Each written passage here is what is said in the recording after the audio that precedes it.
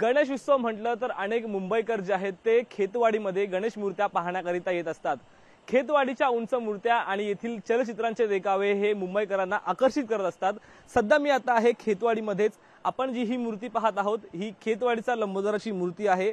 35 फूट उंच ही खेतवाडीमधील मूर्ती आहे आणि खेतवाडीमधील 4थी क्रॉस लेन मधील ही मूर्ती आहे। यंदा आपण पाहिलं तर ह्या मंडळाने जे आहे ते विश्वविजेता ठरलेला T20 वर्ल्ड कप मधील जो देखावा आहे तो या ठिकाणी साकारण्याचा एकंदरीत प्रयत्न केलेला आहे। विराट कोहली असेल किंवा रोहित शर्मा असेल ते देखील आपल्याला या ठिकाणी दिसून येत असेल। तर मूषकच्या हातामध्ये एक भली मोठी ट्रॉफी आपण जी जिंकलेलो आहे ती या ठिकाणी आपण पाहत आहोत।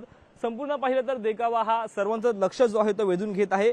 काय नेमकं या देखाव्यातून सांगण्याचा प्रयत्न केलेला आपण पाहणार आहोत। दादा काय सांगशील, उंच मूर्त्यांकरिता खेतवाडी प्रसिद्ध आहे, तुमची देखील 35 फुटाची मूर्ती दिसते, तर सुंदरसा देखावा देखील तुम्ही साकारलेला आहे।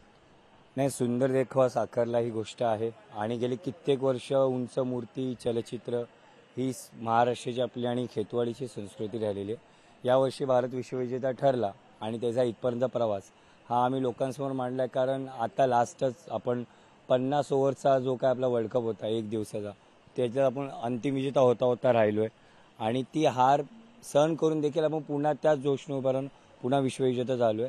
असंच एक जिद्द प्रत्येक माणसाने हरलो तरी पुढे किंवा जिंकायचा प्रयत्न आज समाजापर्यंत पोहोचण्याचा प्रयत्न केला आणि तो सगळ्यापर्यंत पोहोचावा हीच आम्ही गोष्ट पाहिली। यापूर्वी नेमके कोणकोणते देखावे केलेले आहेत? याच्यापूर्वी आम्ही रामराव युद्ध केलेलं होतं, त्याच्या अगोदर एक बौद्ध दंतकथा होती, प्रेम वगैरे या गोष्टी, कारण जे काही समाजात आता चाललंय दोन विभागाला घेऊन त्यांना पुन्हा एकत्र आणण्याचा प्रयत्न ते केलेलं आहे। आणि रामराव युद्ध अक्षय केलेलं कारण सत्यावरती जी काय म्हणत होते की असत्यावरती विजय होत नाही, पण असत्यावरती सत्य विजय होते ते आपण रामराव युद्धातून मांडलेलं।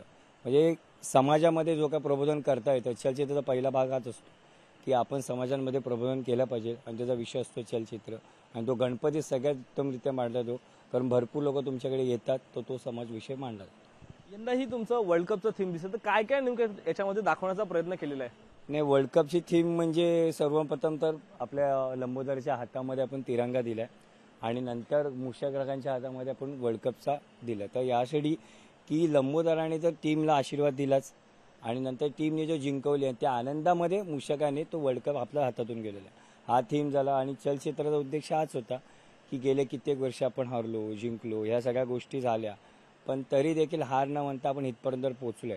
काही वेळेला टाइम येतो, काही वेळेस जातो, मग हाच एक प्रवास दाखवण्याचा प्रयत्न केला। निश्चित आपण पाहिलं तर 11 वर्षांनंतर जो आहे तो वर्ल्ड कप भारताने त्यांच्या नावेरूपी जो आहे तो कोरलेला आहे आणि त्यानंतर मुंबईमध्ये कशा प्रकारे त्या वर्ल्ड कपचा असेल किंवा संपूर्ण टीम इंडियाचं जंगी स्वागत देखील करण्यात आलं होतं आणि तेच सर्व जे आहे ते खेतवाडीच्या लंबोदराच्या रूपी जे आहे ते या ठिकाणी दाखवण्याचा एकंदरीत प्रयत्न केलेला आहे। व्हिडिओ जर्नलिस्ट हमीदसह शुभम कोळी, लोकशाही मराठी, मुंबई। लोकशाही मराठी, ऐका, पहा, जागरूक रहा।